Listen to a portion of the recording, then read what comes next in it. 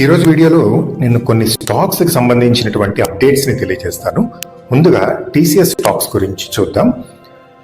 August 2వ వారంలో TCS 3040 zone దగ్గర ట్రేడ్ అవుతున్నప్పుడు నేను పాజిటివ్ వ్యూ ఇచ్చాను. 3150 ఫస్ట్ టార్గెట్, 3200 సెకండ్ టార్గెట్ అని తెలియజేశాను. అయితే కొంత టైం తీసుకుంది ఈ స్టాక్ పైకి వెళ్ళడానికి.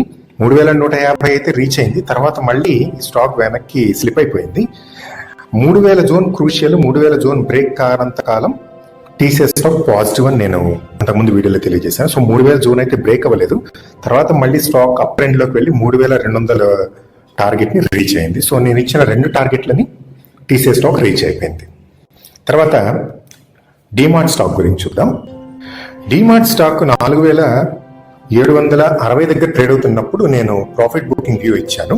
అయితే తర్వాత గ్యాప్ అప్లో ఈ స్టాక్ ఓపెన్ అయ్యి నిలబడకుండా స్ట్రైట్ అవే ప్రాఫిట్ బుకింగ్ కంటిన్యూ అయింది. 4570 దాకా ఈ స్టాక్ పడిపోవడం జరిగింది. నేను 4600 ఫస్ట్ టార్గెట్, 4500 సెకండ్ టార్గెట్ అని నేను తెలియజేశాను. ఫస్ట్ టార్గెట్ రీచ్ అయిన తర్వాత మళ్ళీ ఈ స్టాక్ బౌన్స్ బ్యాక్ అయింది. ప్రస్తుతం 4775 దగ్గర ట్రేడ్ అవుతుంది. ప్రస్తుతం అయితే ఇక్కడ బై చేయడం అనేది కొంచెం రిస్క్ అని చెప్పాలి. సో వచ్చే వారం చాలా క్రూషియల్. నేను తర్వాత వీడియోలో ఈ ట్రెండ్ బేస్ చేసుకుని ఒక క్లారిటీ వచ్చిన తర్వాత నేను మళ్ళీ ఇంకో వీడియోలో దీనికి సంబంధించిన అప్డేట్ తెలియజేస్తాను. తర్వాత మనం ఫిన్ నిఫ్టీ ఫ్యూచర్ గురించి చూద్దాం. ఫిన్ నిఫ్టీ ఫ్యూచర్ 24560 దగ్గర ట్రేడ్ అవుతున్నప్పుడు ప్రాఫిట్ బుకింగ్ రావడానికి ఛాన్స్ ఉంది. మేక్ ఆర్ బ్రేక్ జోన్ దగ్గర, క్రూషియల్ జోన్ దగ్గర ట్రేడ్ అవుతుందని చెప్పాను. అయితే తర్వాత రోజు అది గ్యాప్ అప్ తోటి, తర్వాత 2 రోజులు గ్యాప్ అప్ తోటి ఓపెన్ అయ్యి అప్ ట్రెండ్లో వెళ్ళిపోయింది.